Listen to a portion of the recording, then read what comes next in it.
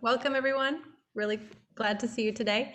Thanks for joining for this special session on Rhode Island taxes. I'm Brianna Halpin with the Assets for Artists program at Mass MoCA.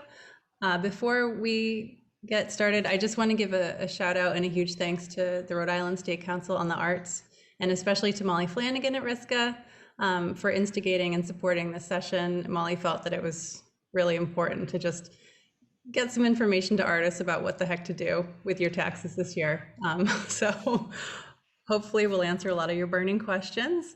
And I also want to mention that we are recording this session. We wanted to make this information available to as many Rhode Island artists as possible. So this recording will be up on RISCA's website until the tax deadline in May.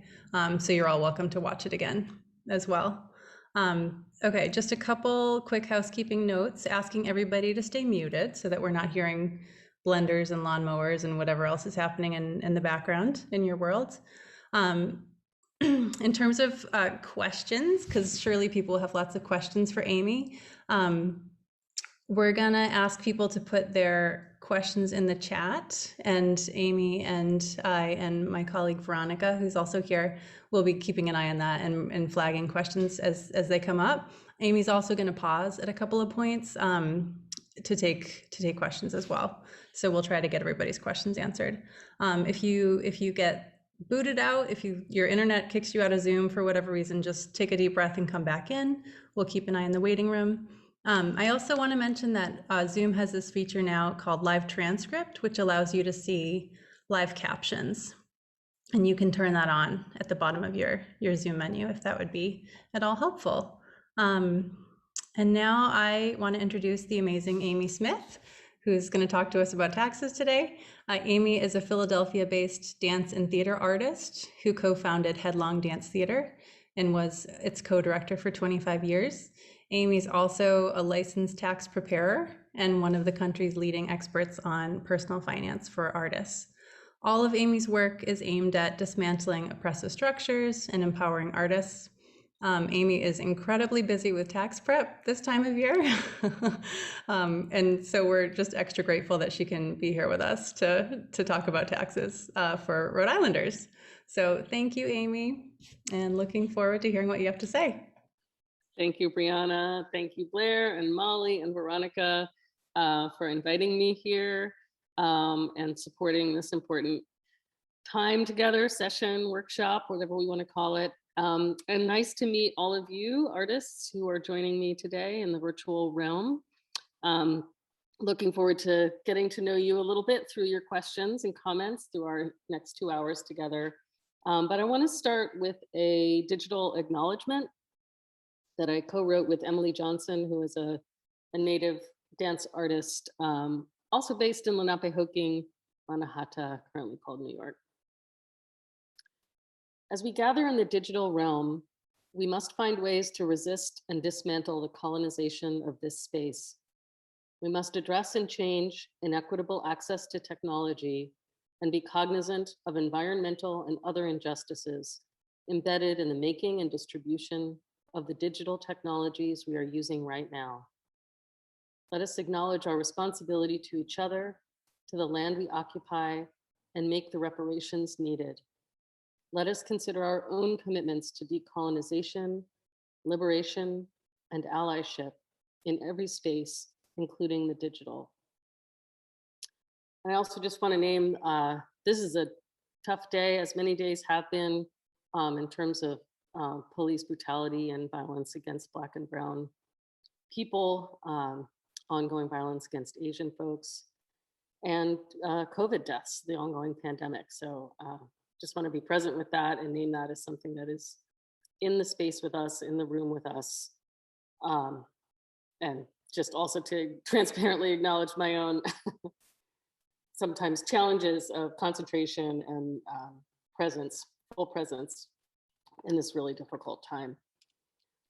And as Brianna said, this is a really busy time for me as a tax preparer. So it's sort of a pleasure to be able to take a moment away from having my face in the computer and entering data into my tax prep software. Because sometimes it's really helpful to take big picture approach and kind of go back to you know, the like how all the big pieces fit together in terms of the tax code and tax prep for artists. So I hope this time will be useful for you and for me. I want to tell you a little bit more about myself and why I'm leading this conversation today. I'm noticing some folks introducing themselves in the chat, and please keep doing that. It's nice to at least hear a little bit about you. You're welcome to say something about what kind of artist you are, what kind of art practice you have. So as Brianna said, I spent about 25 years running a nonprofit dance company. So I'm self-taught in the ways of nonprofit accounting and bookkeeping. And I had many day jobs that helped me learn those skills and that skill set. I started doing tax preparation for dancers in the company and my close friends about 15, maybe 20 years ago. I honestly can't remember when that started. And then that grew and grew and grew to now I've trained 6 people to help me, who are on my team with me doing tax prep for artists. And together we serve about 400 to 500 artists every year, mostly locally, but some in other places too. This is not a pitch. We're not looking for more clients. We have an FAQ on our website, and we could, if really the need arose, we could help you. My team could help you with your tax prep. But I'm not here trying to drum up more clients. I'm here to give general information in this session. And because I've learned a lot from my own experience as an artist and from doing tax prep for so many artists about how artists make their lives work financially, it's become my personal mission to share what I've learned with other artists so that other artists can have more balanced and sustainable lives as artists in our field, which is, as we all know, not very supportive financially of artists, our lands, our nation, our society. I come to this conversation with many, many privileges. I am white. I am well educated. I went to a fancy liberal arts college. I collaborated with 2 white men. I had a grandfather who was a tax attorney, so I could ask him questions about taxes and finance and investing and all kinds of financial things. I had a mom who started her own business when I was a teenager, so I could ask her about business things, profit and loss statements, balance sheets, all that kind of stuff. So I come to this having had a lot of information made available, very easily available and accessible to me. So I want to acknowledge both the advantages that I had, the advantages of my birth and the support of the people around me, my family and my community, and the effort and energy that I've put into my own learning and understanding. I know that talking about taxes and finances is really challenging for a lot of folks. So be as present as you can be. I love seeing faces on the screen, and I appreciate those that have video on, but I also welcome you to participate to the extent that feels right and comfortable for you in this moment. Take a break if you need to. I might even have invite us to have a short break in the middle, but turn off camera if you need to go take a break from video or go get something to eat or drink, or just do what you need to do during our time together. And in terms of confidentiality, as Brianna mentioned, this is being recorded. So if there's something, there will be times when I invite you to unmute and ask your question verbally. Other times you put it in the chat. If there's a question or comment that you want to make or ask, not be attributed, you can send it as a direct message to me or to Veronica, and we will read it out into the space without attribution, just in terms of confidentiality. So I also want to invite this to be a shame-free space. I know artists often carry a lot of shame in talking about money and talking about taxes.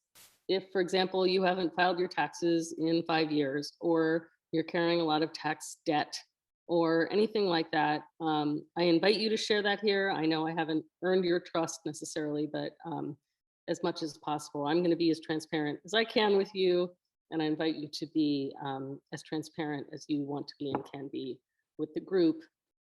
Also knowing that there's a lot of wisdom in this space. So one of the things we say in the anti-racism circles I'm in is no one knows everything, but together we know a lot.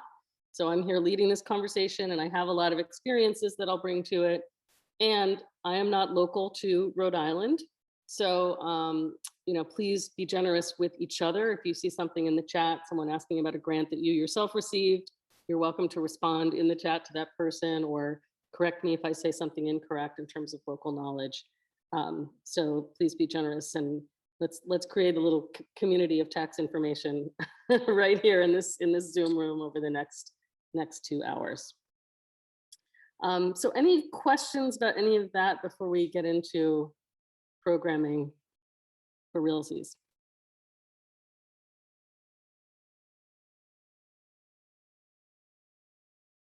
Just looking at people's intros. Welcome, welcome. Great.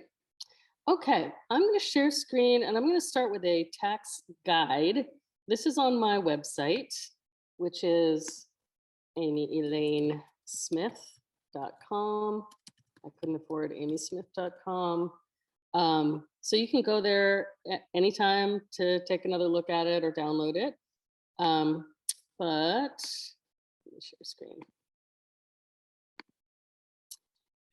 This is a general guide for every year. And then later we'll talk about some things that are specific to 2020, the CARES Act, COVID, et cetera. So the first thing I always recommend to folks as far as kind of getting ready for tax season or just keeping track of your finances in general as an artist is to start a separate bank account for your artistic practice. There are a lot of reasons why this is helpful, and especially this year with some of the SBA loans, the Small Business Administration loans that were available to artists. In some cases, banks actually required you to have a separate bank account to be able to receive those loan or grant programs funds. But in general, the main reason that I utilize a separate bank account is just because I spent so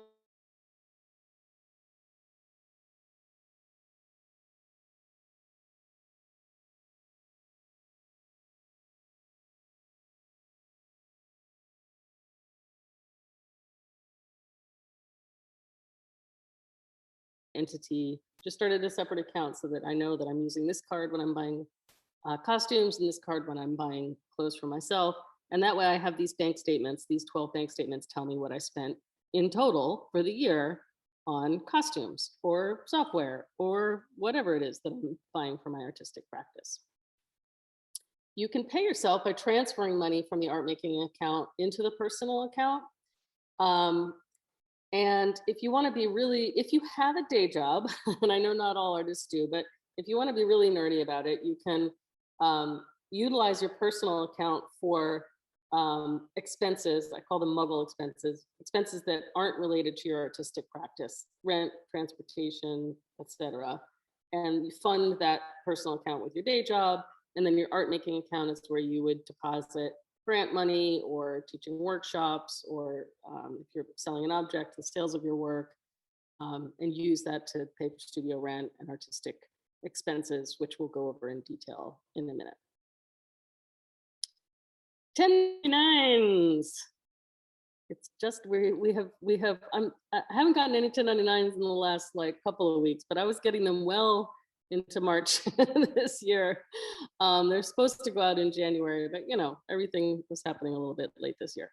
So a 1099 is just simply a form that changes hands when one person or entity pays a person more than $600 total in a calendar year for their fees, for their time.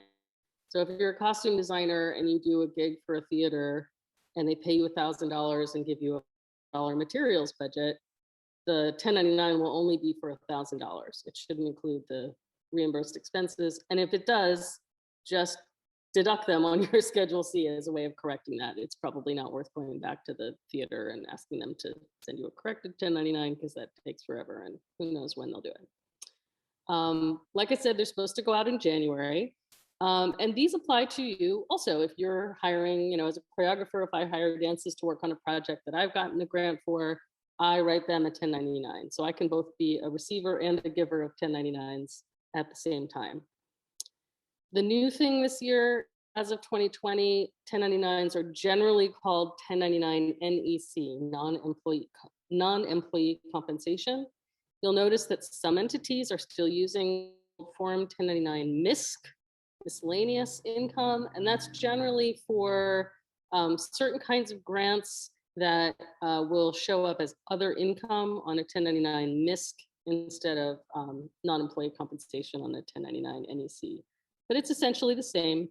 And in general, you can, whether you get a MISC or an NEC, you can put the income on your Schedule C, which is where you report the income and expenses from your artistic practice or any self-employment work you do. So I, for example, do dance and theater work. I'll be hired to direct a play or choreograph a dance, but I also do tax prep. And then I'm also doing some bookkeeping and artist management and anti-racism co-facilitation work. So all of these things get lumped together on my Schedule C. And the IRS really doesn't care how much I made from tax prep and how much I made from dance. The important thing is that I report the income and then I can deduct software and leotards. And again, I don't have to create separate Schedule Cs for different types of work that I'm doing. I just throw all the income into one bucket and then all the expenses come out of it. If you have a net profit on your Schedule C, you have to pay self-employment tax on that net profit. And the reasoning behind that is that as a self-employed person, you are both employer and employee. So you're paying into both halves of Social Security and Medicare or FICA. So if you're employed by an employer, they are responsible for 7.65% of your wages getting sent off to the IRS, essentially Social Security Administration, paying into your Social Security and a little portion of it going to Medicare. And then you're also, as an employee, you're having 7.65% deducted from your taxes and going off to Social Security and Medicare. But as a self-employed person, you have to pay both of those halves, which totals 15.3%. So the reason I mention the Social Security piece is because sometimes, especially like the first year, you have a really good year and suddenly you owe a lot to the IRS. It's like, oh, self-employment tax, it feels like kind of a slap in the face or like you're being punished for having a good year. But the upside of it, if it can feel like an upside, is that that is money you are investing in your own retirement, in your own future financial health. If you owe significantly, the IRS would prefer, it's not heavily penalized, like you won't pay a significant financial price for not doing this, but the IRS would like you to pay quarterly estimated taxes rather than owing $2,000 next April. They would like you to put $500 in for each quarter of this calendar year, essentially. And that's very easy to do on the IRS website. I like to say the IRS is not out to get you. Also knowing and naming that the IRS was certainly weaponized by Richard Nixon and has been weaponized in our history. And a lot of artists carry an understandable, especially artists who are politically radical or Black artists, carrying that legacy of fear around the IRS. And I just want to encourage you to not let fear of the IRS prevent you from deducting what are legitimate deductions on your Schedule C. Legitimate, ordinary, and necessary. Ordinary and necessary are the two words that the IRS uses. That is what the IRS wants you to do, is deduct your ordinary and necessary business deductions. They cannot look at your bank account. They are profoundly understaffed right now, which you would know if you tried to call them recently. And not just like the last month, like for 10 years, they've been sort of underfunded by the Republicans in Congress who are trying to prove that big government doesn't work by underfunding the IRS. Anyway, the IRS is profoundly understaffed. Your chance of audit is very, very slim. So don't let fear of audit make you under deduct your legitimate deductions. And if you do carry fear about it, keep good records, and that should hopefully ease your concerns, because you know that if they do ask you for more information, you can provide it in the form of receipts or bank statements or credit card statements or your calendar, or however you would support your deductions. Expense tracking. I get a lot of questions about how to best track expenses, and I definitely think having a separate bank account helps. I know so many different artists use so many different ways of tracking expenses, and I try not to be prescriptive about it. So I just encourage you to find a system that works for you, whether it's Excel spreadsheets or investing in QuickBooks or using mint.com. Whatever system is simplest and easiest for you to stay on top of is the best system for you. Itemized deductions versus business deductions. This came up a lot around the time of when the former inhabitant of the White House made his gigantic tax bill that was basically a tax cut for corporations and wealthy people. One of the things in that bill was the doubling of the standard deduction. So I just like to mention this because sometimes people get confused about the difference between itemizing deductions and business deductions. Itemizing versus standard is something that happens on Schedule A, which is a schedule that anyone can file, even if you're not an artist, even if you're not self-employed. The things that go on Schedule A are a strange mixture. Medical expenses, but they have to exceed a certain percentage of your income. Mortgage interest, property taxes, other state and local taxes you paid. So if you're an employee and you pay a lot in state taxes on your W-2, that would show up there. What did I say? Mortgage interest, property taxes, gifts to charities. This is another thing that changed a little in 2020, and I'll get to that momentarily. Gifts to charity. If all of those things add up to more than $12,000, $12,400 technically, if you're single, or double that if you're married and filing jointly, then you get a benefit on your 1040. Like you get to deduct all of those things if they cross the threshold. And if they don't cross the threshold, you get to take the standard deduction of $12,000 or $24,000. That has nothing to do with Schedule C, which is for your business deduction. So nothing changed as far as your ability to deduct your ordinary and necessary expenses of being an artist or being a self-employed person of any kind. Tax preparation. I know this year was financially very tough for a lot of folks, so I always like to encourage people to utilize free tax software. Do not go to TurboTax. They advertise themselves as being free, but they are not free. They're lying about being free, which is very frustrating, infuriating even. So go through the IRS website. If you go through irs.gov to TurboTax, you might get what would have been, they would have tried to charge you money for. But there's also other kinds of software companies are on that website under free file. The only threshold is, or cap is, that you have to make less than $72,000 a year to be able to utilize that service. And if you want to work with a preparer and it's expensive, you can ask them for a discount if you're a low-income artist, or offer them some kind of barter. I've bartered for all kinds of things as a tax preparer, from Pilates or acupuncture to a piece of art. So think about that as an option if you want to try or pay a preparer, but don't have, I don't know, whatever it costs in Rhode Island, $300, $400, $500. And you can find the business deductions worksheet that I'll talk about in a moment on my tax prep team's website, and you can use that with any preparer. So I'm going to stop sharing for a moment and let people unmute if they have questions, or you can put them in the chat, and then we'll talk about deductions.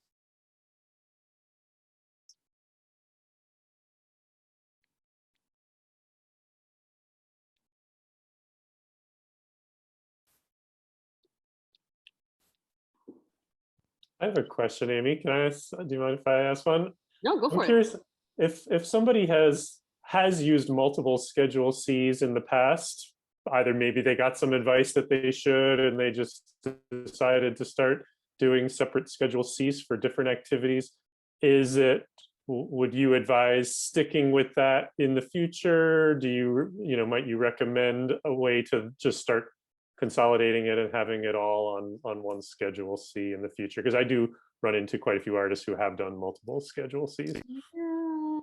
And I guess the argument for multiple could be, for example, if you're applying to a grant and that grant wants to know about your theater activity, but not your dog walking activity, then it would make sense to be able to separate them. And maybe the Schedule C is how you do that instead of in your internal record keeping.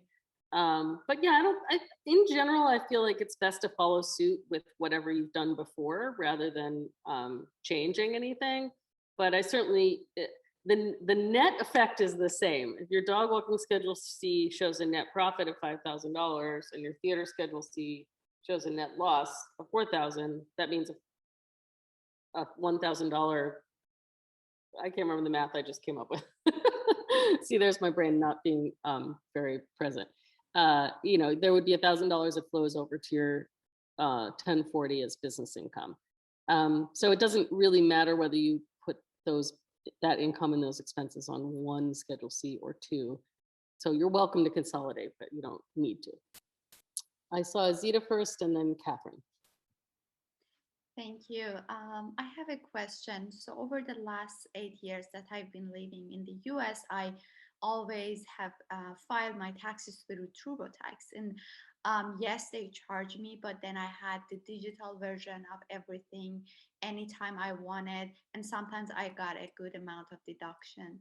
But I tried to go to an H&R and file my tax last year with a tax preparer. The problem with that was he didn't provide me any digital versions of my tax form, so I couldn't.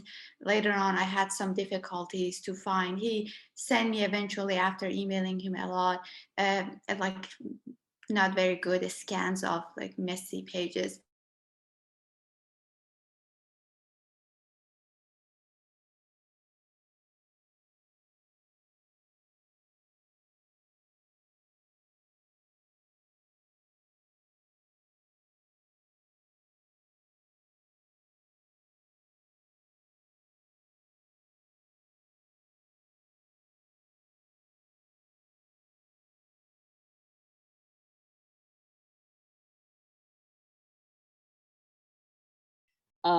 But you should be able to have access to that. And I definitely recommend download it as soon as you get it and put it in a safe place on your hard drive so you can access it later. But yeah, H&R Block is tricky. I've seen a lot of returns that they prepare and they don't really know how to handle self-employed people. Like that's what I see, is that most of the preparers who work for H&R Block or one of these big, large tax preparation companies, they are trained on how to deal with W-2 employees, with wage earners, but not self-employed people, and certainly not artists. Because there are a lot of things that we'll talk about momentarily that artists can deduct and are legitimate deductions for artists that someone who works at H&R Block might be like, oh no, you can't take a home office, or something incorrect like that. So I think ideally either go to H&R Block and ask them if they have someone that works with self-employed people, or ask around in your artist community and find someone local. Oh, thank you, Molly. I was just gonna say, Molly might have some recommendations of folks locally who are used to working with artists. Catherine. Yes, I actually had a friend who ran into a problem of, she was working with, is it Upwork or one of those, and they didn't give her a 1099, even though she would have qualified for one, and they were like, over X amount, we don't send one out. So where do you actually file that? I know my tax preparer did that with me one time before, but I couldn't remember, and I just haven't had a chance to ask him. But do you know where that would have been, like where you put that? Yeah, so there is a line on the Schedule C that's essentially non-1099 income. You know, it's like business Okay. income that you did not receive a 1099 for.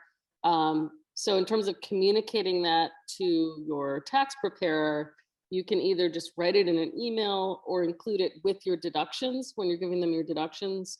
Give them all your deductions and say, hey, I had $2,000 worth of non-1099 income. I want to tell you. Yeah, and she was doing it through, I don't know if it was TurboTax. I can't remember which one she was doing it, because she was doing it herself.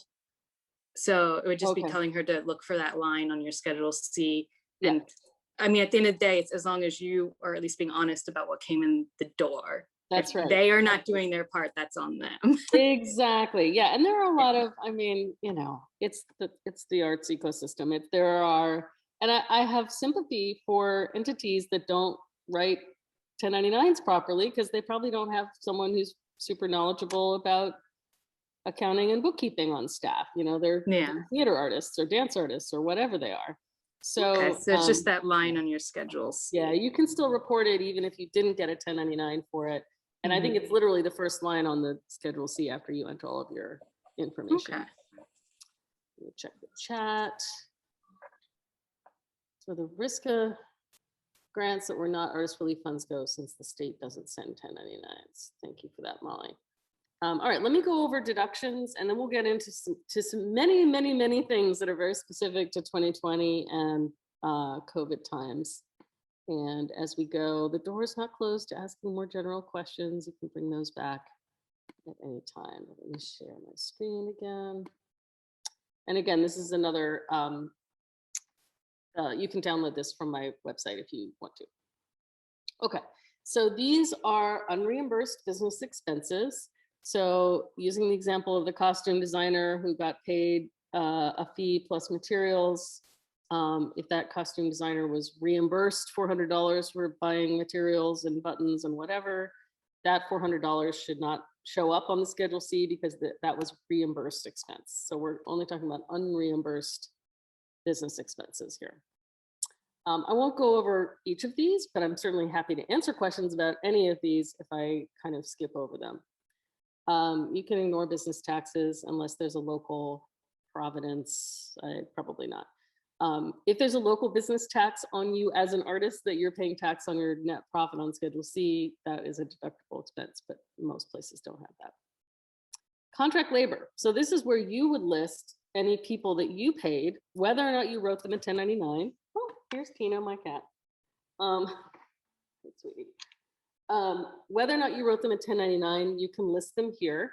So if you made a dance piece and hired 5 dancers and paid them each $5,000, you would have $25,000 of contract labor.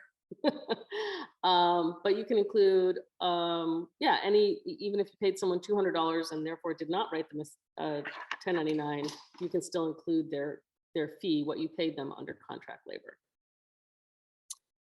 Internet, website, deductible ways, especially this year during COVID, when many of us were working from home, I personally deduct 100% of my internet, the cost of my internet service, because I literally couldn't do anything without it.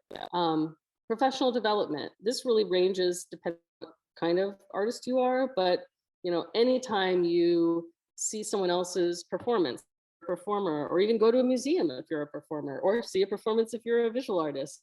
If you take a course in something, or anything that you do to kind of advance your own artistry could be considered professional development or artistic research. Project expenses and rented space are pretty self-explanatory. Telephone. Most of the artists I work with take 50 to 80% of their phone bill as a deduction, acknowledging that some of your calls might be personal. But again, you know, if you took 100%, I wouldn't blink an eye. I think, you know, for me, it's like my mom is the only person I talk to that's not connected to me in some business way. Okay, scrolling down. Travel and meal includes local travel, so however you get around, whether it's Lyft or bike repair. In-town meals. Now, this is one that I do want to flag as being potentially something that there's very few things that the IRS scrutinizes more than other things. But travel is a place where I've seen when I've seen the IRS send letters to people saying, hey, can you show me backing information about these expenses? It's usually when someone has a lot of travel or business meals. So again, keep good records if that's you. And a business meal is having a meeting with someone over a meal. You know, you stopped for pizza because you had a late rehearsal. It's like sitting down with the lighting designer at, you know, whatever, after tech to give them notes. Per diem. Per diem means per day in Latin, and it's a simpler way of giving yourself credit for when you're traveling. When you're traveling, if you spend 4 days in Miami and the per diem rate for Miami is $75, you can just take a deduction of $300 instead of keeping track of every sandwich receipt or dinner receipt. And these are at gsa.gov. I guess it's not on this worksheet, but GSA, the General Services Administration. I think that web address is on the guide, tax guide for artists, other worksheet. GSA.gov, the General Services Administration, is what people who work for the federal government use to get, you know, they also get to use the same per diem rates that we as taxpayers get to use. So you can find them at gsa.gov. Office. Obviously, this is a big one during COVID. I recommend, and always, but especially during COVID, because so many of us are working from home, but even before COVID, you look at your space and you estimate or calculate, okay, my space is 10 by 15, that's 150 square feet. Out of my 600 square foot apartment, that's 1/4 of my rent and utilities, or mortgage interest, property taxes and utilities if I'm a homeowner. So it's basically just it's a calculation to give you a percentage so that you're taking a portion of your home housing costs for your home office. And that's whether or not you have a studio or a co-working space. I mean, you are working from home as an artist. I know you are, because you were, you know, sending the emails to the dancers, even if you're meeting with the dancers at the studio to rehearse the piece. Car expenses. If you have a car, you can take any miles that you drive to and from your work as a self-employed artist. So to and from your rehearsal, your auditions, you're going to see that performance of another dance company. The only thing you should not count is commuting. The definition of commuting is driving to and from your place of employment, meaning W-2. So the way this came up for me, for many, many years, I was working as an employee of the dance company that I co-founded. So I was getting a W-2 from them. I was an employee from us. So driving there and back, not a deductible trip. But if I drove to my studio at where my dance company is, and then went and met with a tax client, now suddenly the whole trip is deductible because I had to go to Philadelphia to meet with that tax client anyway.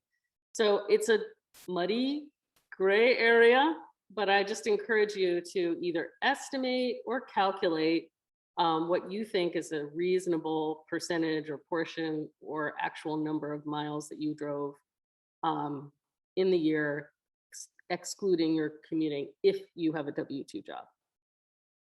And then amortizable expenses are just simply larger things that cost more. I will say that once I was doing a workshop like this and there was someone present, it was at the Joan Mitchell Foundation, and someone who worked for the Joan Mitchell Foundation was used to work for the IRS. And she didn't tell me this till after the talk was over. And I was like, oh God, tell me if I said anything wrong. And she said, no, you were good. And I said, okay, well, I'm gonna ask you the question I always get asked by artists, which is, do I need to save receipts? And her answer was, the only receipts you need to save are for bigger, expensive items, things that cost more than $500. You can use computer, spend $1,200, let's say $1,200. Keep the receipt, and you have a choice whether to deduct the entire $1,200 this year, the year that you bought it, or spread it out, amortize it over time. So you would take, if it's a computer, it's a 5-year item. Let's say it was $1,500. So you would take 300, 300, 300, 300, 300 over time instead of taking the full 1,500 the year you purchased it. I think there was something in the chat, but I'm also just going to stop share and let people, if you want to take a look at that while you ask questions about it, you can just download it from my website. Oh, thank you, Brianna, for gsa.gov. Questions about deductions? You can unmute or put them in the chat. Azita.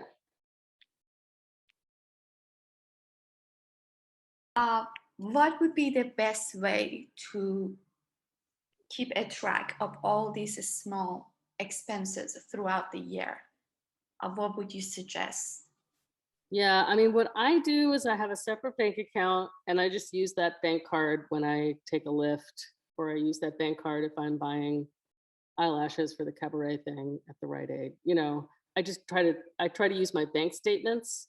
Another tip is to round to the nearest dollar. The IRS doesn't care about pennies. So round to the nearest dollar. Again, my solution to this problem is a separate bank account, but I know people that do Excel spreadsheets or save the physical receipts or use mint.com. It's sort of up to you what system you use. But mine is literally, I just circle the things on my bank statement and say costume, travel, software, etc. And then at the end of the year, I flip through and I go, okay, software is $10 plus $12 plus $500. Other questions about deductions, ordinary and necessary deductions? Can I ask one more question? Yeah, of course. If I don't have income throughout the year, can I still deduct the expenses? Because as an artist, I just like paid over $3,000 for framing my work for an exhibition and I didn't sell anything. So is this, but I think then on the other hand, it doesn't make sense to me, right? I should have income to deduct something out of it, right? Technically, yes. So what I would say, I know that the IRS is not listening to this. What I would say to you is, Azita, didn't you teach a workshop or two? Didn't you have $500 worth of income that you're just forgetting about because you didn't get a 1099 for it? That would be the conversation I would have with you if you were my client. Or the other thing you could do, this is like a little bit less, I don't know. The other thing you could do, and again, this is not something the IRS would sanction, but it's certainly, I don't think it's unethical or immoral. You could wait till the exhibition is over and you've sold the paintings and then report those expenses. Even if you incurred them in 2020, put them on your 2021 taxes. The only thing you shouldn't do is called double dipping, where you report them in 20 and in 21. But as long as you kind of wait and report them in a later year, I think that's fine. For amortizing, is there guidance saying how many years to amortize different kinds of expenses, or is it all the same?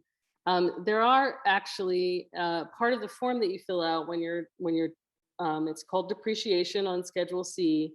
And if you're in there in TurboTax or whatever, and you double click on that field, it'll open up a new form saying, what was it?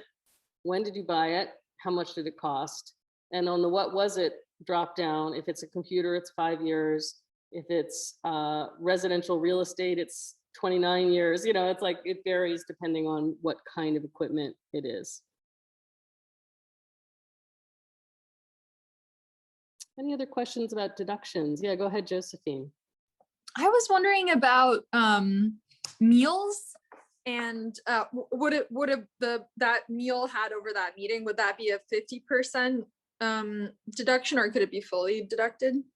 Well, interestingly enough, I just read like a few days ago that the IRS is changing the deductibility of meals for 21 to be fully deductible. That doesn't go back to 20, but yeah, keep track of the full cost. But right now, if you're filling out your 2020 Schedule C, if you enter $300 for meals, only 150 of that will show up on Schedule C as deductible.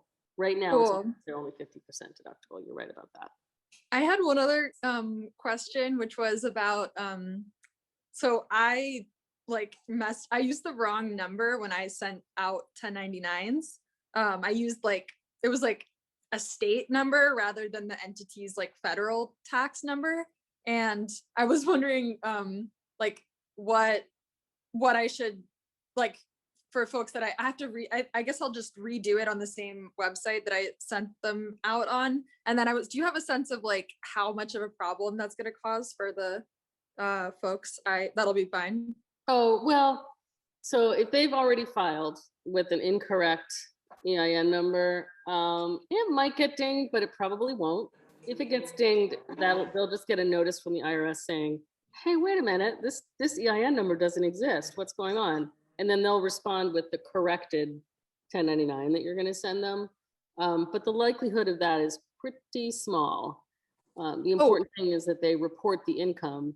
And in an ideal world, you would correct all of the 1099s and send the corrected 1099s with the little box that says corrected checked to the IRS and to the people that you paid. Okay, if they fix the number, like when they're submitting TurboTax, does that kind of take care of it? I should still send a new one, or is that? You can, you can and should still send them a new one for their records. But yeah, if they can fix it before filing, that's ideal. Great, thank you so much. Yeah, but don't worry, if anyone's already filed, it's unlikely to cause any problem. And that 1099s are one of those things that like, I mean, yes, you should write them, and organizations should write them, and they should be written properly. And it's like so low on the list of things that the IRS cares about. Like they never go after people for sending them late or, any mistakes. I mean, they wouldn't fine you for that anyway, but penalties for late filed 1099s are essentially non-existent. Cool, thank you. All right, let's talk about some things that are 2020 specific. And then we'll, I think, maybe take a short 3-minute break because I could use that. And then we'll get into some relief funds, PPP, unemployment, etc. So some things for 2020. The stimulus checks, I like to call them relief checks or relief payments. The $1,200 that came early in the pandemic in last spring, essentially. The $600 that came in January, likely, and then the $1,400 that was more recent. I want to talk about the first two because these are the ones that are relevant to your 2020 tax return. Those relief payments are not taxable income. So you don't need to report them as taxable income on your Schedule C or anywhere, but you should tell your tax preparer about them or be ready to enter the information when you do your own tax prep. Because what will happen is if you did not receive one of those payments or both of those payments, and you were in fact owed those payments, that can be corrected on the 2020 tax return. So I'll use myself as an example. I got the first payment, but not the second one. I don't know why. They had my bank information, just never came. So I enter that information on my 2020 tax return. And that means because there's me and my husband, 2 times 600, I'll get $1,200 in refund because I didn't get it originally as promised as part of the CARES Act relief payments. Another thing that is new for 2020 that I think is a good change, and I hope it is a lasting one, charitable contributions. So the IRS was trying to incentivize or encourage charitable contributions, gifts to charitable organizations for 2020. So they added a new line to the 1040. It used to be that charitable contributions could only be reported on Schedule A, that schedule I was telling you about earlier with mortgage interest and et cetera, et cetera. So it really kind of meant only the wealthiest people could take advantage of giving money to charity, or only the wealthiest people got a tax benefit for giving money to charity, I should say it that way. But now there's a new line that lets you deduct up to $300 worth of charitable contributions as above the line, just like right there on your 1040. it reduces your taxable income by that amount. So if you gave $100 to Black Lives Matter and $100 to a bail fund, your taxable income will be $200 less because of those contributions. So that's another thing. If you're working with a preparer, just let them know. They don't need a list. They don't need receipts. You can just say, hey, I gave $200 to charity last year, and that'll reduce your taxable income by that amount. Will this apply to 2021? That's a good question, Becky. I wish I knew the answer. I hope so. I think it's a good change, and I believe that it did, I hope it incentivized people to give to charity. And it really has, you know, most of my clients are low and middle income artists who are giving, you know, $300, $400, $500 to charity, not $5,000 or $10,000 to charity. So this is a good change for my clients and most of my people. Wondering which section I should file the income from selling my work to private collectors. So that would be Schedule C. Basically, any income you earn as a self-employed artist, whether you sell it to a collector or a gallery, or you get a grant or a commission, it's all income in the eyes of the IRS, and Schedule C is where you would report it. Does the charity need to be tax exempt? Yes, so the charity does need to be a 501c3 charitable organization. This is, again, you know, it's one of those kind of confusing things about our tax code. So if you gave to a GoFundMe because you have a trans friend that's raising money for their surgery or something like that, that is not likely, that is not, definitely not charitable organization. So that wouldn't technically be a deductible expense, charitable contribution in terms of this. But you know, it's a little more confusing when you're giving money to a dance company and you're like, is this dance company 501c3 or not? I don't know. Assume they are, but also, you know, this is a small amount of money and don't spend too much energy worrying about it. The IRS is not going to ask you for any kind of demonstration or proof of your gifts. And yeah, technically it should be a 501c3 organization. Okay. I'm going to talk about the taxability of leasing grants in a moment, but if it's all right with y'all, let's take like a 3-minute stretch. I'll see you back in 3.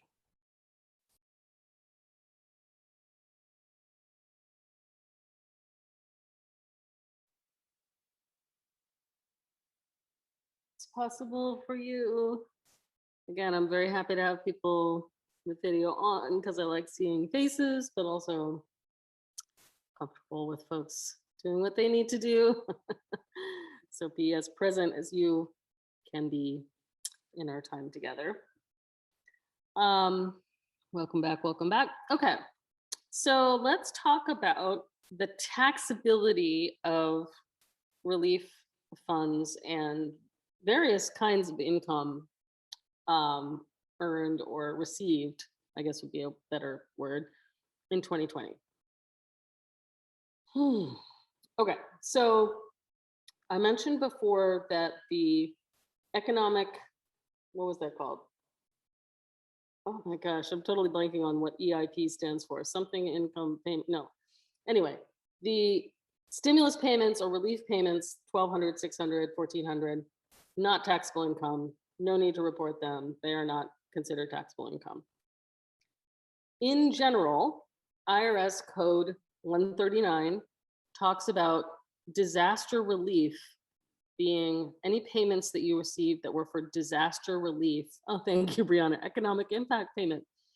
Any payments that you received that were considered COVID relief or disaster relief should not be considered taxable income. So that's good news. If you got a $500 artist grant from the city of Providence, or you know, you're a writer and there was a national grant giving writers $500 for COVID relief, whatever it was. If you did not get a 1099 from them, they considered that income to be disaster relief or COVID relief. And that's perfectly legitimate and normal. And it's a gray area. So some entities that gave grants during COVID, whether or not they called them COVID relief or artist relief grants, sometimes those entities did consider that grant money or didn't consider it relief. And so they might have sent you a 1099. And that's also understandable. So the rule of thumb I would say is, if you got a 1099 for it, report it on your Schedule C.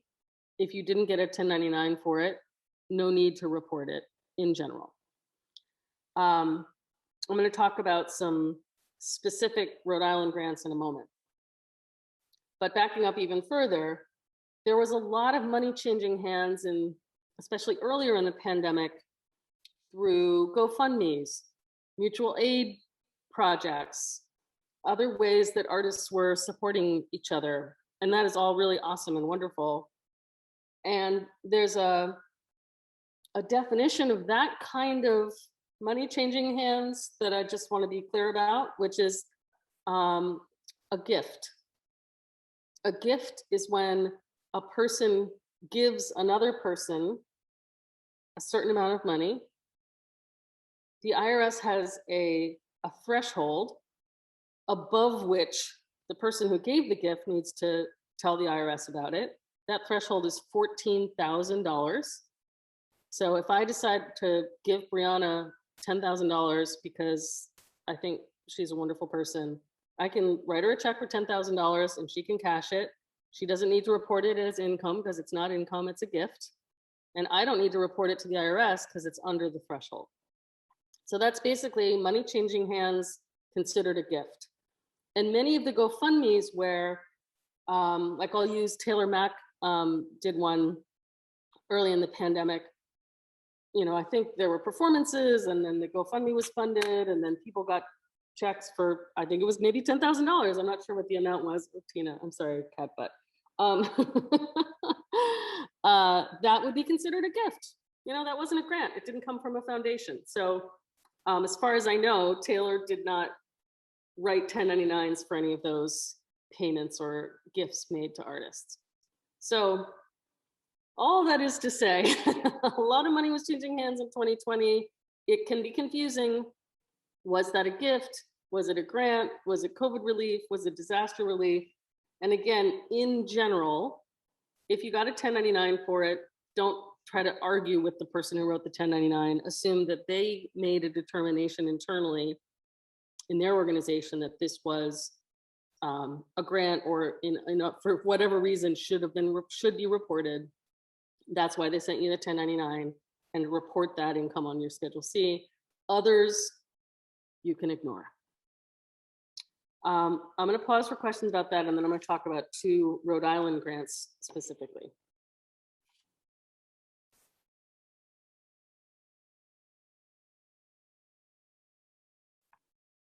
Thank you, Molly. Riskus Artist Relief Fund is disaster relief. So if you receive one of those, you do not need to report it. Thank you, Molly. Yeah, and that I would say I agree with that assessment of it being Code 139 disaster relief. There were a couple other Rhode Island grants that I looked into a little bit because they were mentioned in the description for this, and I wanted to make sure I had at least a basic understanding of how they operated. Restore Rhode Island was a grant that was meant to be used to cover expenses like rent and supplies. That I believe was considered taxable. So if you got one of those, I think you probably did get a 1099 for it, but you can deduct those expenses that income went to cover. So you could deduct your rent, you know, a portion of your rent or studio rent, supplies that you purchased with the Restore Rhode Island money.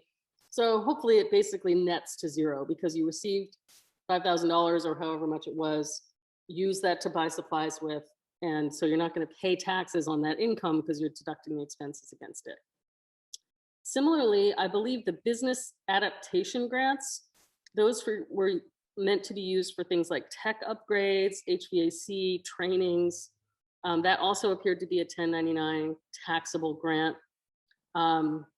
So again, if you deduct those expenses, if you report the income on your Schedule C and deduct the expenses that you incurred, it'll net to zero or close to zero. Another thing to think about when this is getting a little wonky, and I don't want anyone to like worry about it, but one of the things that comes up sometimes when you received multiple grants for similar expenses is the concept of double dipping. Again, when you deduct something in 2020 and again in 2021, you can't do that. So similarly, if you got two separate grants, both meant to cover COVID expenses, you can still you might tell each of them that you spent it on COVID expenses, but you're only going to deduct the COVID expenses one time on your Schedule C so that you won't be double dipping.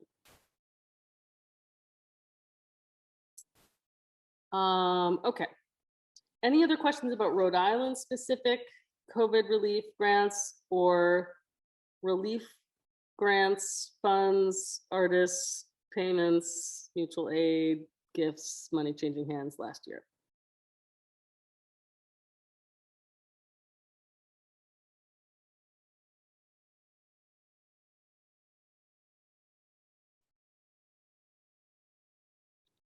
Someone's asking about the Interlace Grant Fund. Yeah, I was gonna say, Annabelle, do you want to talk about that one? Sure. Hi, everyone. Interlace grant funds, they were under $600, so you do not need to report them. So you're good. Great, thank you for that. Any other questions about reporting income?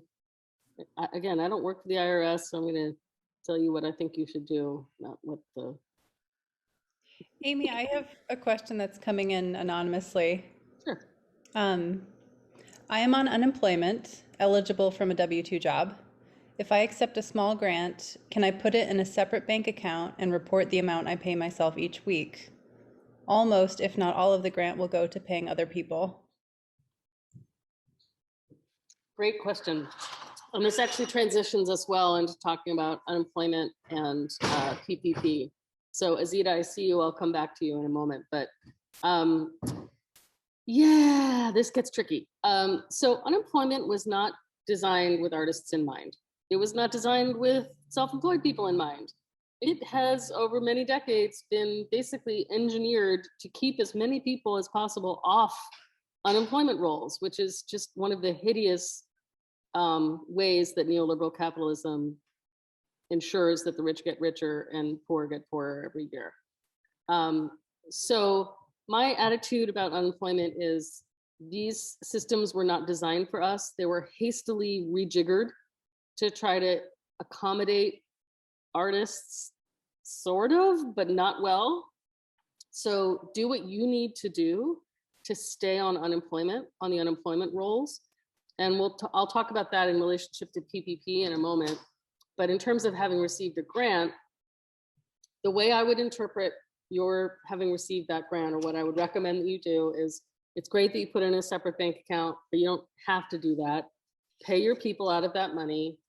And then if and when you compensate yourself, like your portion of the grant money, that might be a week that you step off unemployment for that week. Like if you're paying yourself $1,000 for that week of rehearsals or performances or whatever it is, I think sort of the most ethical thing to do would be to tell Rhode Island Unemployment, I worked last week, I performed, I paid myself $1,000 for that performance out of this grant money. Therefore, I don't need your unemployment this week, but then obviously you're going to step back on next week. And frankly, the IRS and the state have no idea about the timing of your grant. So it really is up to you whether to tell them about it and how to tell them about it. It's possible if you're on unemployment right now and have been, we can't see into the future, but we think that unemployment compensation will at least last through September of 21. So say the whole program ends, you know, the pandemic has essentially been dealt with in some way that people are able to work again. and in the months of October, November, and December, you're off unemployment. You could always claim, it would be unethical, but I don't think it wouldn't be precisely what the unemployment compensation system wants you to do, but I don't think it's unethical because, again, the system wasn't designed for us. You could always claim that you received those grant funds or did the project in November after you had already stepped off of unemployment permanently. That was a very long-winded answer, but I hope it got across what I think the recommendation is.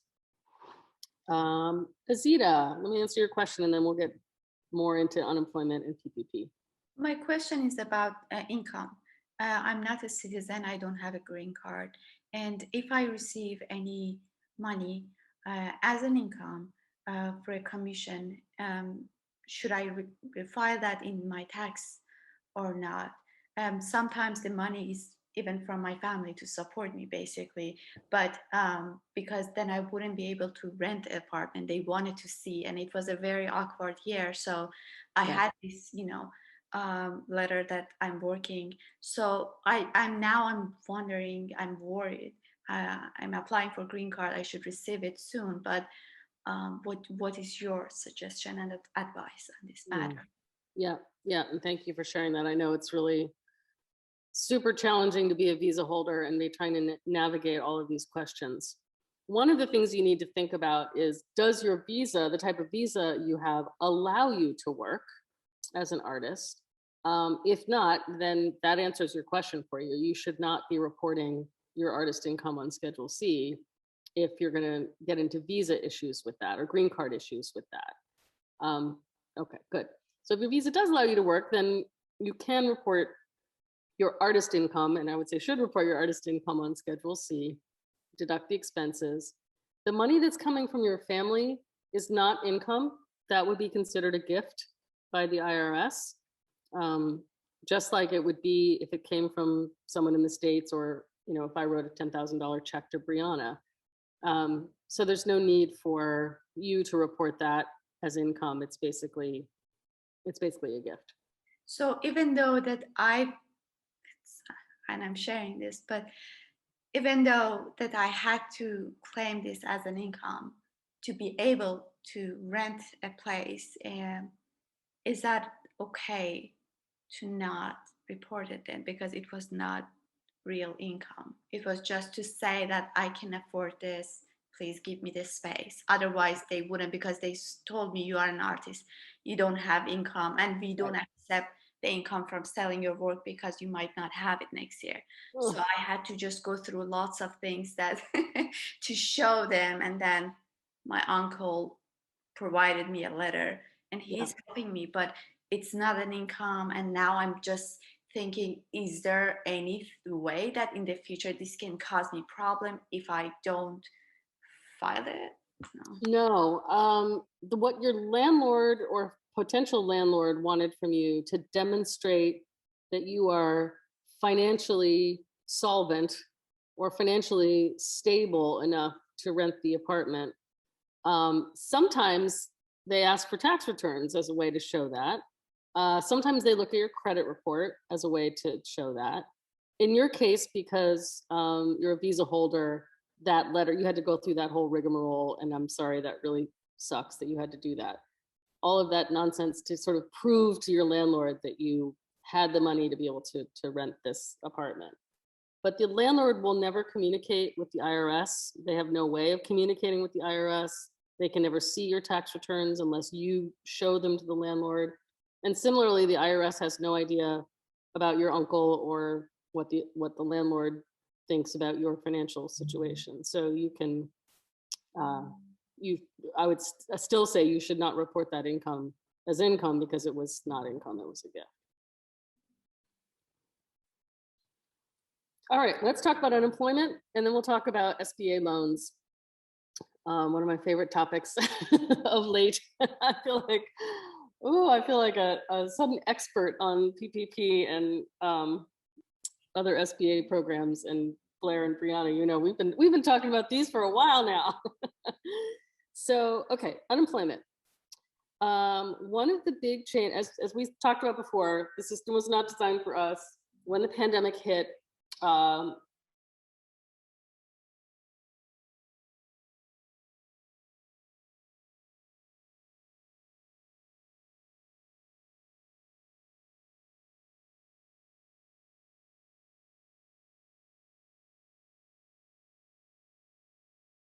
that had self-employment income under this PUA program, Pandemic Unemployment Assistance Program.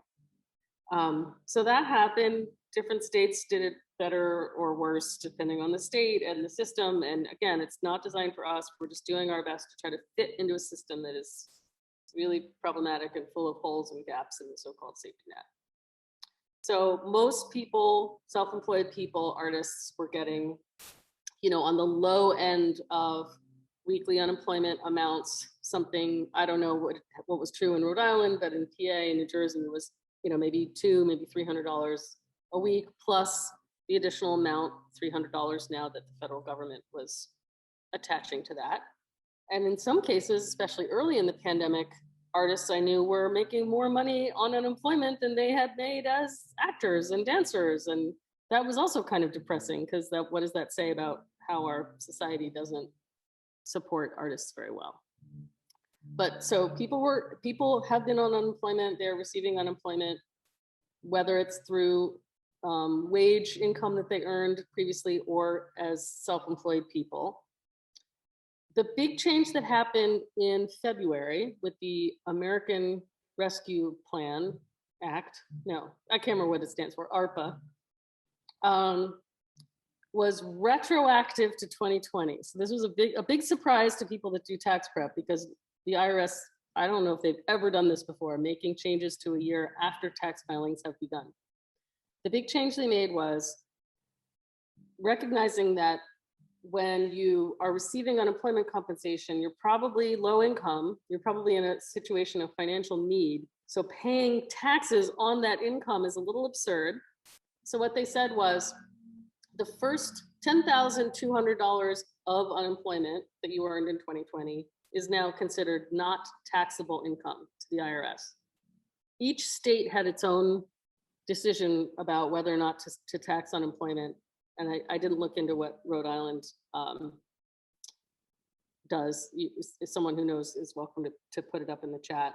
But on the federal level, with your IRS filing, the first $10,200 of unemployment is now not taxable. So if you made $15,000 in unemployment compensation last year, you're only paying taxes on $4,800 worth of that $15,000 of unemployment. If you already filed your taxes before that change was made, you need to wait. Oh, it's so frustrating. You should not file an amended return. You just need to wait. The IRS has promised that they will correct it on their end, and they will send you a refund for the approximately $1,000 of taxes that you paid, however much it is based on your tax situation. They will send you a refund likely in May or June after they process all these returns and make that change. If you haven't filed yet, you're in luck. It'll just automatically, now that the tax software has been updated, it'll automatically show up on Schedule 1 as an exclusion. So you'll see the full amount of your unemployment, you'll see negative $10,200, then you'll see the taxable amount, which is the full amount minus the 10.2. I want to talk about a little bit about Obamacare, but let me pause and see if there are questions about unemployment first. Is that forever now or just during the pandemic? I actually don't know the answer to that. I hope it's forever. I hope it's like the charitable contributions change, but we just don't know. Amy, there was a follow-up question in the chat about unemployment. Does 1 week making more than unemployment disqualify you? So in other words, how do you avoid, how can you be careful not to disqualify yourself from unemployment with earning? Yeah, the way unemployment is designed is to encourage people to go back to work, whether it's temporarily or permanently. So this is actually one thing that's kind of, I wouldn't call it good about the system, but it's each week, the way it works is you certify that you did not work last week, and therefore you get say it's $300 from Rhode Island plus $300 from the feds. So each week you say, I did not work last week, please send me my $600. Or I taught a workshop last week and I was paid $100 for it. So then you might get $200 from Rhode Island and $300 from the feds. Or I made $1,000 last week, exceeding the threshold. So you won't get any unemployment at all because you worked last week, essentially. So the system is designed to allow you to step off for a week or 2 weeks or a month or 3 months and then get back on. It's just that while you're working, you go in and certify that you're working and aren't eligible for unemployment. And then once you're eligible again, because you either stop working, a temporary situation, you can jump back in. And the number of weeks that you have for eligibility, and again, this is super confusing because when the pandemic started, it was, what was it, 29, and then they extended it to 34, or no, 30, you know, I can't even remember what the weeks were, but there was a certain number of weeks we were eligible for, and then that got extended, and then extended again, and then extended again. So at this point, it feels like, who knows what'll happen in the fall. Perhaps at some point people will stop being eligible for unemployment. But right now it feels like if you're eligible and you're still not working, you're probably going to be able to keep collecting unemployment. So the way it used to work was you were only eligible for, I think it was 26 weeks. I can't remember what the precise number was. So if you were on for 12 and then took 3 weeks off because you had a temporary gig, you were still eligible for another 14 weeks after that. You know, you don't lose those weeks when you're working. You just start up again and you're eligible for as many weeks as you're eligible for when you restart. Did I explain that well enough? Okay. And of course, we don't know what's going to happen later in 2021. I want to talk a little bit about Obamacare and the subsidy, and then we'll circle back to PPP, which also intersects with unemployment. So the other big change in the American Relief Package was changes to Obamacare and Cobra, like health insurance generally, trying to make health insurance less expensive. So Obamacare will be cheaper in 21. I don't know enough about the details to explain them to you at all, but if you've already signed up, it might be worth going back to marketplace.gov and like finding out what the changes will be. Maybe you'll get more subsidy now than because of ARPA than you would have before. But another big change was that they recognized that during a pandemic, asking people to pay back excess subsidy was ridiculous. So you know how when you have Obamacare, you take and you estimate how much you're going to earn, and then you get a subsidy amount per month based on that estimation. If you make more than you estimated, sometimes in previous years, you would owe back some of the subsidy. So they'd say, okay, we're giving you $200 a month because you said you were only going to earn 35 grand last year, but you earned 45 grand. So send us back $1,000. This ARPA got rid of that, people having to pay back Obamacare subsidy. So again, if you have already filed, if you had already filed, and that was you, and you can look on your, I think it's form 8962, that tells you what your advanced premium tax, your advanced excess, oh my goodness, excess premium, I cannot remember the words right now. Something you'll see. if you owed excess premium tax back to the IRS because you underestimated your income and you have already filed, the IRS has said they will refund that as well. If you have not already filed, you're in luck because that again has been updated now in the tax prep software. So it'll automatically eliminate any Obamacare payback that would have been in there. There were some other changes too, like Cobra, which is a program for people that were employed, getting their health care through their employer. There's now a subsidy for Cobra. So do look into the details if you are, do look into the details of how ARPA has changed and made healthcare more affordable for 2021.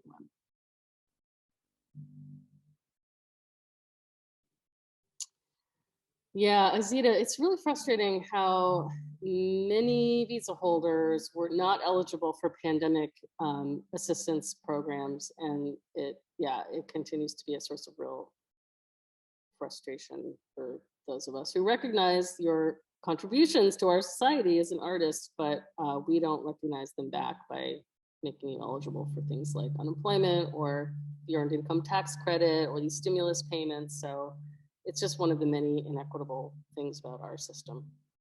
And Molly, thank you for following up on that.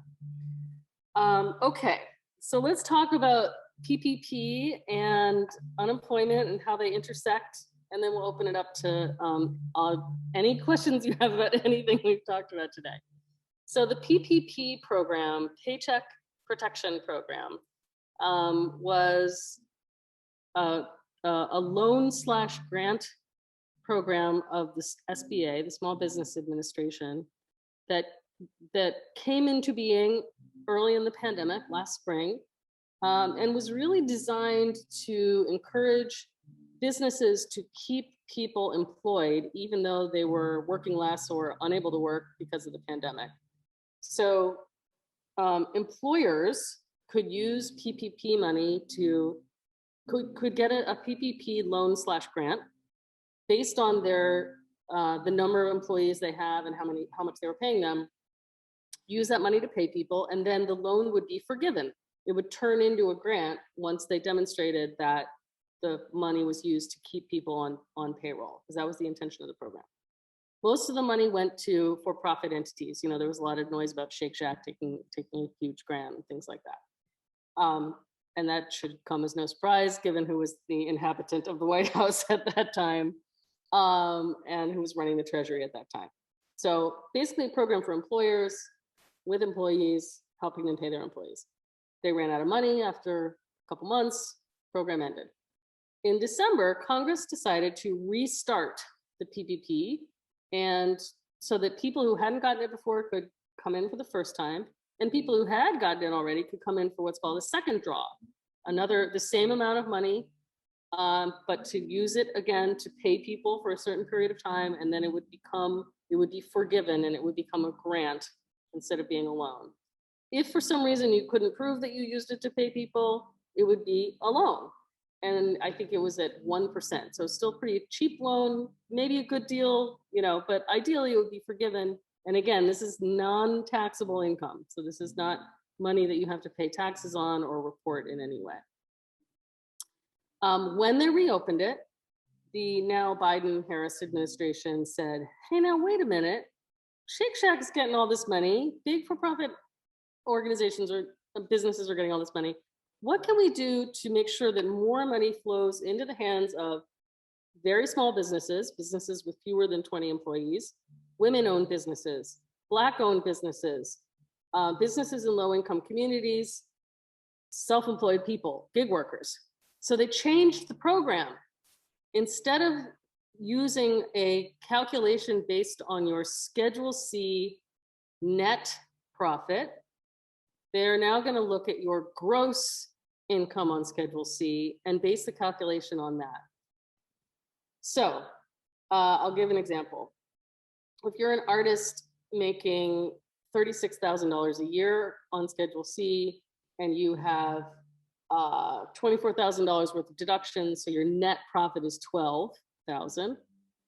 With the way the program was originally written, you would only be eligible for a $2,500 PPP loan/grant. With this new change that the Biden-Harris administration did, you're now eligible for a $7,500 loan/grant. So that's a pretty significant change. And I mean, I personally help dozens of people apply for PPP.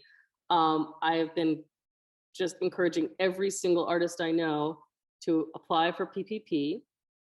You can use your 2019 Schedule C or your 2020 Schedule C. Some artists actually had a pretty decent year in 2020, and that's awesome. But whichever one has a larger gross revenue or gross income number on Schedule C, that's the one you should use. You can apply through a bank. Well, here's the thing about the PPP. You can't go right to the SBA to get it. You have to go through a lender. So that could be a bank, although many banks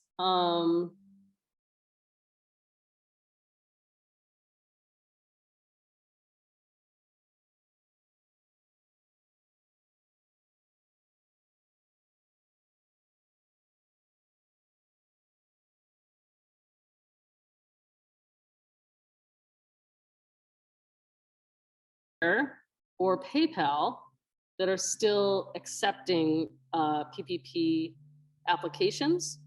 And one of the nice things about these online banks, at least Womply does this, is that when you go in, if you haven't applied before, you can go in for both your first draw and your second draw at the same time.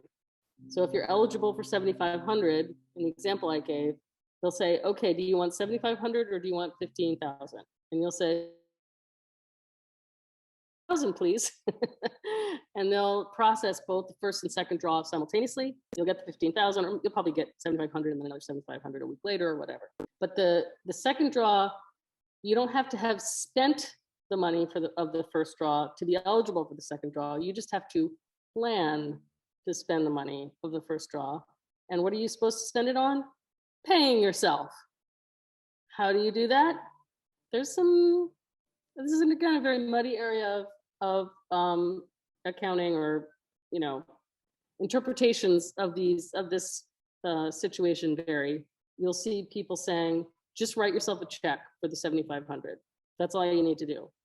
I personally like to have a little bit more of a paper trail and have a little bit more of a, I don't know what the word is, like an accounting that's a little more accurate to my own situation. So what I'm doing with my PPP is writing myself a check for 1/10 of it every week for 10 weeks. That way, if they ask, which they won't, if they ask me to demonstrate that I've used it to pay myself, I can say, yes, I wrote myself a check and I'm moving it from one bank account, from my joint bank account into my self-employment bank account. But it could be vice versa. Again, they really don't care. And they're not going to ask for this proof, but I could show it. Here's my paper trail showing that I paid myself over 10 weeks. And then I'll do that again with the second draw to get forgiveness. The forgiveness application is literally you signing a piece of paper saying, I used the money to pay myself. They reserve the right to ask you for support, but they don't ask you for support on the forgiveness application. And with the second draw, you're supposed to also certify that you had a loss of income in 2020 in at least 1/4 of 2020. So for most artists, that was the period April, May, and June. That was certainly the period that I had the most lost income, because suddenly all the workshops I was teaching in other places canceled. Some of them were rescheduled or whatever, but anyway, that was a quarter where I had a pretty significant loss of income compared to the other quarters of 2020, and certainly compared to the second quarter of 19.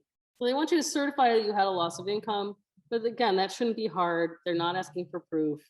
And if they do come back, they reserve the right to ask for proof. If they do come back and ask for it, which they won't, you would create a profit and loss statement with 4 columns showing the 4 quarters of 2020 and how your income changed over that time. Let me pause for questions about PPP, and then we'll talk about if you're on unemployment and utilizing PPP.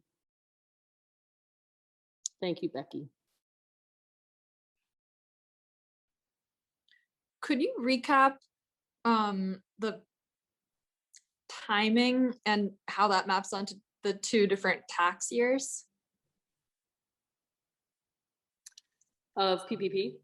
Yeah, like how the first and second, yeah, I guess what the time for someone who hasn't done any of it, I guess that maybe that's more the question. If you haven't done any of it, how would you think about the 2 of them and how they map onto the 2 years? Gotcha. Yes. So if you got, well, it's not reportable, it's not taxable income. So once that, well, let me back up. If it's a loan is not taxable income. A loan is a loan and you have to pay it back. So you wouldn't report it even if it wasn't forgiven for some crazy reason, which is not gonna happen. So assume that it's a grant. It's virtually assured to be a grant. If you got, in the example I gave, you got $7,500 in 2020 and another $7,500 in 2021. You don't have to report that on your taxes in either year. It's just tax-free money from the federal government, which is pretty radical and rare.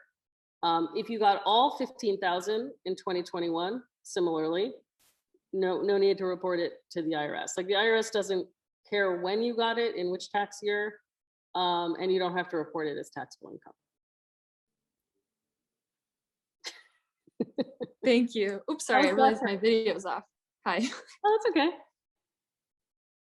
I was thinking recently that this is the first time since the NEA 4, the first time since 1990 that the federal government has given money directly to artists. That's not how the system was designed, but that is in fact what's happening, is that artists are getting federal money, $10,000, $15,000, $20,000 from the federal government to support your art practice. So take advantage of that. PPP money, yes, Molly. And we'll keep advocating for more. That's right. Thank you. And, you know, F you, Newt Gingrich. Azita. PPP is also only for green card holders and citizen, I think, right? Okay, just one. So I'm so sorry. Thanks. Amy, I'm curious about this idea of like the quick back-to-back PPP first draw and second draw possibilities for artists who haven't done a first draw already. And I'm curious if you think there's like a need to make sure there's like a 10-week period that's just about the first draw, and then another period that's just about the second draw, and whether you have to fit them in by a certain period of time under the program. Do you know anything? Like, what's your read on that? Well, yeah, and again, it's such a gray area. These are such muddy waters that we're treading through. So I'm going to keep giving examples of like what I'm doing, which I would say like is the most overly cautious, maybe, just because I do bookkeeping. Like that's one of the things I do. I'm not gonna. It's not in my nature to not want to have a paper trail. That said, I've seen plenty of websites where CPAs say, if you're self-employed, you don't need to spread it out over time. You're self-employed. This is meant for you to pay yourself with it. Just write yourself a check, you know, or transfer the money from one bank account to another. So the way it's designed for employees, for wage earners, is that you get to decide the period of time that you utilize the money. You have a choice of any time period between 8 weeks and 24 weeks. So one of my clients, Asian Arts Initiative, they won't mind me saying that they're my client. I do bookkeeping for them. They have employees, so they got the PPP last year, and we chose a 12-week period for them because that was the most advantageous for us in terms of the number of employees they had. And when you report on that period, it is fully forgivable. If we had used an 8-week period, there would have been like a little portion of it that would have stayed alone and wouldn't have been forgiven, or etc. So you get some flexibility as to the time period when you have employees. If you're self-employed, again, it's kind of, you could interpret it as I did, I want to pay myself a little bit each week for 10 weeks or 8 weeks or 12 weeks or 24 weeks. Or you can just be like, look, I'm self-employed, I'm just paying myself with this money. You don't have to wait until you've spent down the first draw before you apply for or receive the second draw. The language in the second draw says, have you spent or do you plan to spend the money of the first draw paying yourself? And the answer is yes. I plan to spend that first draw paying myself. Therefore, I'm going to get that second draw right away as soon as I can. This is also a good way to transition into talking about how this impacts unemployment, because this is a little bit like we were talking earlier about how the grant money, should you step off the grant for a week or two or however long, so should you step off of unemployment because you received a grant? Similarly with PPP, again, very muddy waters, different websites and different blogs will tell you different things. And again, unemployment compensation, not made for us, doesn't understand us, certainly doesn't understand the concept of self-employment in terms of the difference between gross income and net profit. So all of that is to say, be very generous with yourself with how you approach this problem. Here are some things that I have seen artists do. And again, I don't work for the IRS, so I'm not going to wag my finger at you, whatever you decide to do. Some people take the whole PPP in one chunk, take 1 week off unemployment, and then get back on. Some people spread it out over 24 weeks so that they can stay under the threshold of what you can earn while you're on unemployment and stay on unemployment. So in other words, pay yourself, $300 a week for 24 weeks or whatever it is to be able to stay on unemployment and pay yourself using PPP at the same time. Others pay over 8 weeks and stay off of unemployment for the entire 8 weeks. Again, I kind of leave it up to you how you want to think about it and how you want to manage this question of, technically you're paying yourself using PPP funds, so you shouldn't also be collecting unemployment as if you were completely uncompensated that week, but it's a very fluid and muddy situation. So I'm not gonna point a finger of blame at anyone depending on what decision they make about it.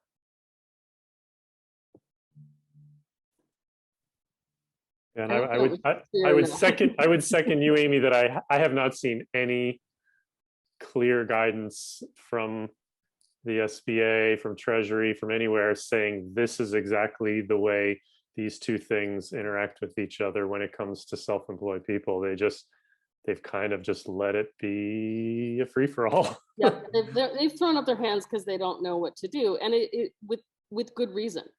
Being self-employed means there's a huge difference, and this is why it was so important and so helpful for the Biden administration to change the calculation to be based on gross instead of net, because so many artists will make a decent living. You could support yourself if you didn't have any expenses on the income that you earn as an artist.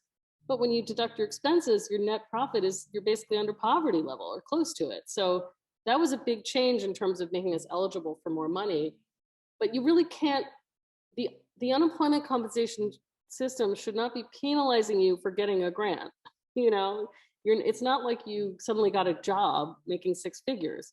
You got a grant, and that's not the same as income. It's like you kind of got some income, but you're paying dancers with it. So it's just a very it's just a very challenging environment to try to figure out what to do. And I encourage you to do what's right for you and gives you the most benefit and helps you take advantage of safety net programs that are designed to support people in a global pandemic and economic tsunami. And again, we're not designed with us in mind. So do what you need to do to utilize those programs to their fullest extent. If I might, do you have suggestions about talking to one's accountant or tax preparer about these various moving parts? Yeah. Like if they're reluctant or just kind of giving them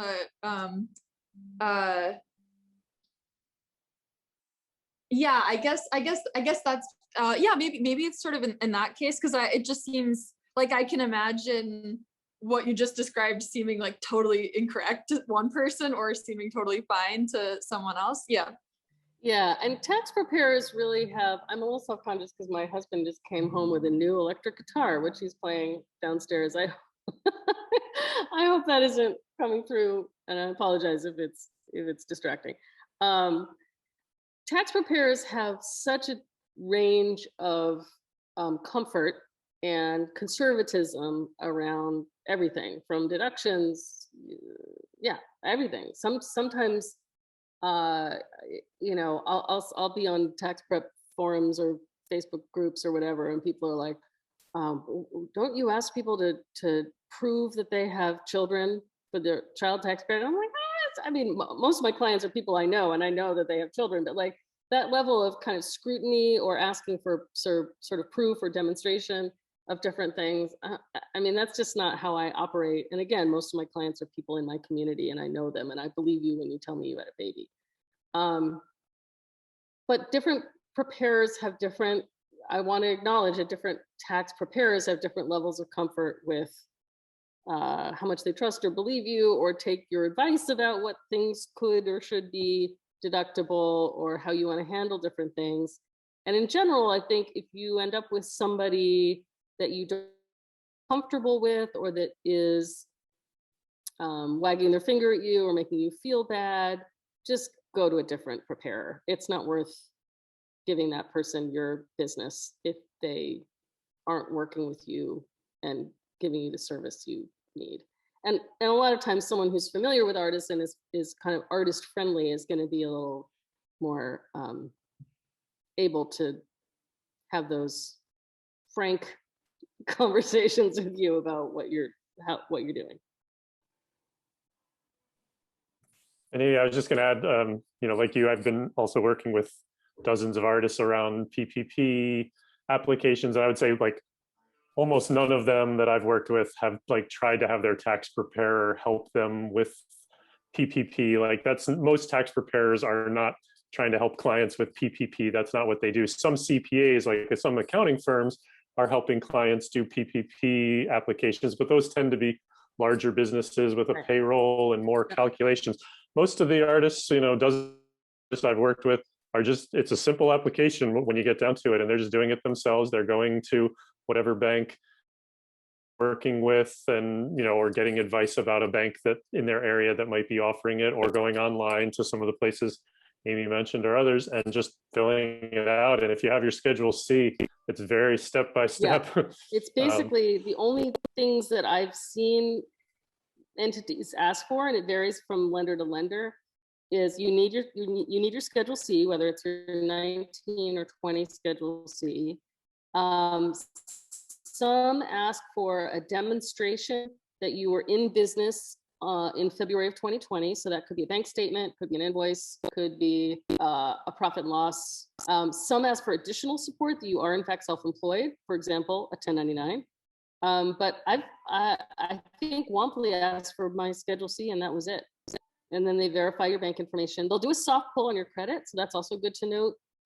They do that pull to confirm your identity. You don't have to have good credit to be eligible. It's not a loan, it's not a traditional loan, but just be aware they'll ask you a lot of questions and do a soft pull on your credit to confirm your identity. And if you haven't done it yet and plan to, do it tomorrow. Like, do it soon, because the funds will run out.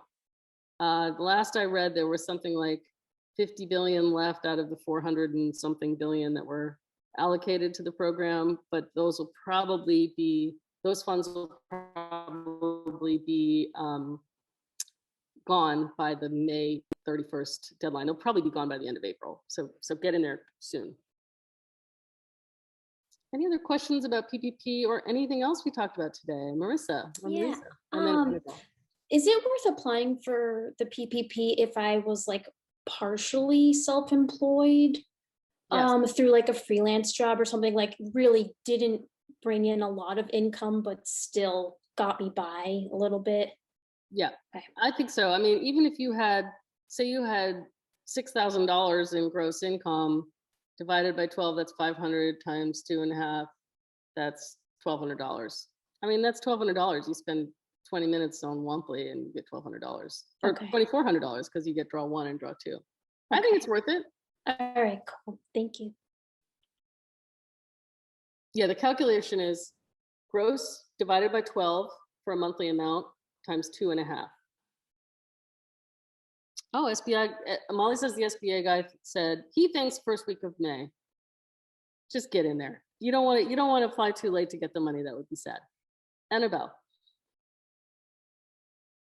Yes, thank you. I guess it was almost a little bit like Marissa's question, but I'm also wondering about mixed income.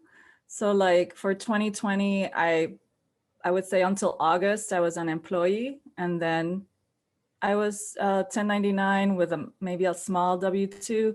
So I'm just really confused of like what I could apply to, because I did have like a corporate job for the first 8 months of 2020. Mm-hmm. So for the PPP program, it doesn't matter if you had any other income. The only thing they're looking at is your Schedule C income for 2020 or 2019. So if you didn't have any Schedule C, if you were working as an employee in 2019 and didn't even file Schedule C in 2019, you're only going to use 2020 Schedule C, and you'll have your August to December income. And again, if you made, $5-6 grand, it's worth it. I think if you made $1,200 in Schedule C income, probably not worth it. But yeah, I think it's definitely worth it, even if it's a small-ish amount of money, because it doesn't take very long. And it's free, it's tax-free money from the And IRS. Amy, to your earlier point about somebody who may only have Schedule C income, like from starting in August of 2020, they might want, a lender might want a record that you were in business prior to Oh, right, yeah. February. So like that could be a sticking point if you truly only started receiving business income like after February of 2020. But if you if you do have occasional Schedule C income from prior years, that could be proof that you were in business, even if it was never like your primary thing when you were in a corporate job. But just some way of trying to demonstrate that that this is not a business that started in August of 2020.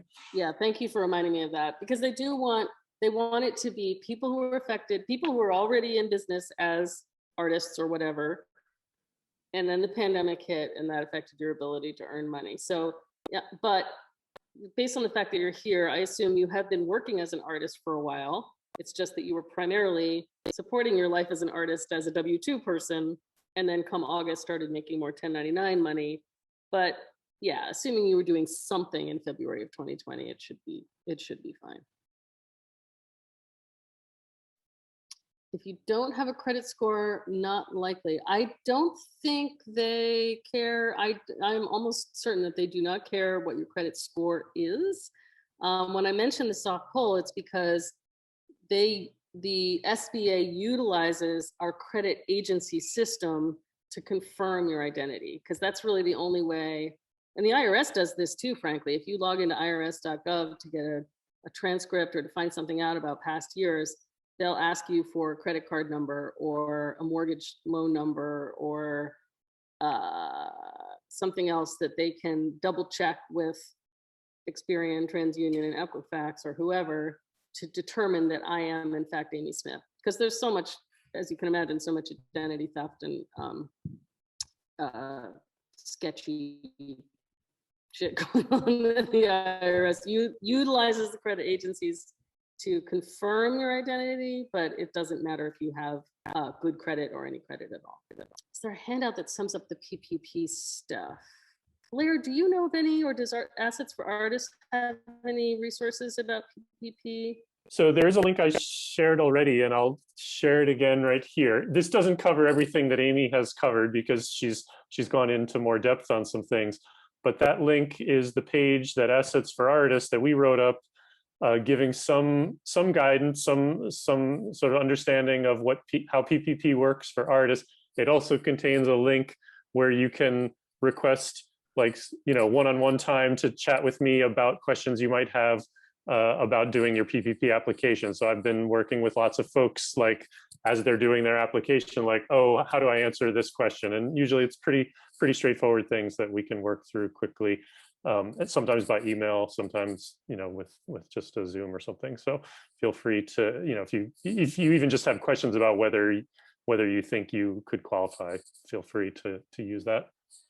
Thank you, Blair. That is such a great resource. I appreciate you so much for making yourself available for that.